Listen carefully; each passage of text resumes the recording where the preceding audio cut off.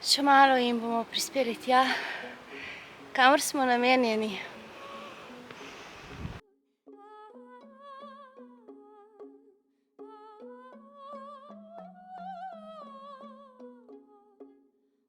Meni bombe in vojne sploh niso blizu.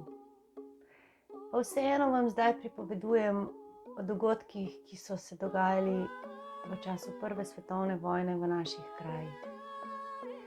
Nisem imela tega namena.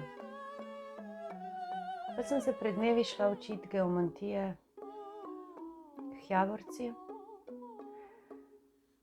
Učila sem se energije prostorov in začutila sem, da si mesto želi in mi dovoli, da spregovorim tukajšnjo zgodbo.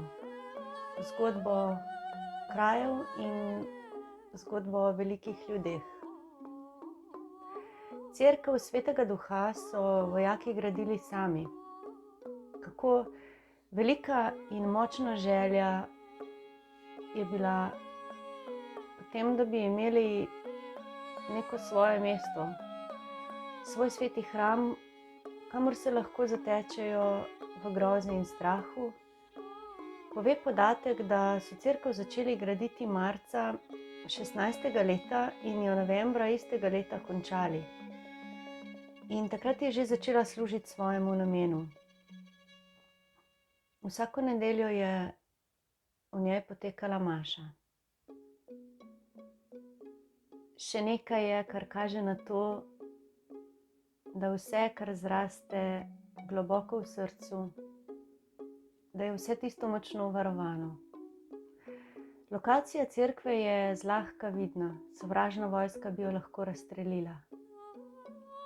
Pa vendar je bila lokacija izbrana zato, da je služila vojakom, ki so se bojevali na okoliških hribih, zato da so lahko, predno so odšli v boj,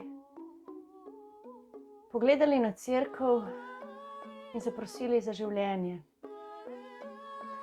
In se potem, ko so se vrnili iz bojišča, lahko poklonili za to, da so ostali živi. Gradilo jo je 32 vojakov, ki so se neprestano menjali na bojiščih.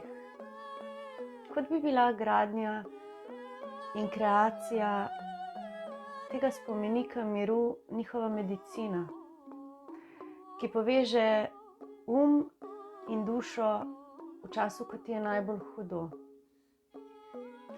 Nikjer nisem prebrala, da so vojaki peli. Pa vendar, vedno, ko se približam temu kraju, slišim njihovo pesem. Vojaki so bili različnih narodnosti in veroizpovedi. In prelepo je, ko veš, da so složno odšli v cerkev, ne glede na to, katere vere so bili. In bili so tam zaradi prošnje, ponižnosti in goreče želje po tem, da bi se vse končalo. Da lahko odidejo domov in objamejo ljudi, ki jih imajo radi. Niso klonili, tudi v težkih pogojih ne. Les za izgradnjo cerkve so nosili po več ur daleč, mešali lepilo, obdelovali les ročno in tudi notranjost cerkve opremili z sijajem. Izbrali so modro, belo, črno in zlato barvo, ki cerkvi še dodatno daje njeno moč. V notranjosti cerkve so lesene hrastove plošče, na katerih so vgravirana imena padlih vojakov. V številkah ne bom, ker zdaj niso pomembne.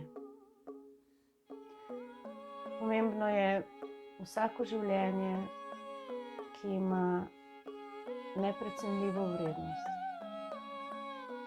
in se ne da meriti. Pri gradnji so jim pomagali umetniki, ki so se ravno v tistem času uveljavljali v slogu, ki mu danes rečemo secesijska arhitektura. Vse to je povezano v celoto. In tudi vsa priznanja, ki jih cerkev nosi, lahko zapišemo z zlatimi črkami. Pa ne zato, ker je cerkev tako lepa, pač pa zato, ker je resnično zlata. Zlata zaradi src vseh, ki so kakorkoli povezani z njo. Velika želja vojakov je bila, da se cerkev ohrani. In se je. Preživela je tudi drugo svetovno vojno, pa potrese v Posočju in še marsikaj. In danes, po več kot 100 letih, jo lahko obiščemo in se poklonimo za življenje. Zato, ker so bili, zato, da smo zdaj mi. In lahko začutimo še nekaj. Lahko začutimo, kako močne in kakšne barve je pravzaprav mir. Osti Jarej. Ostani mlad.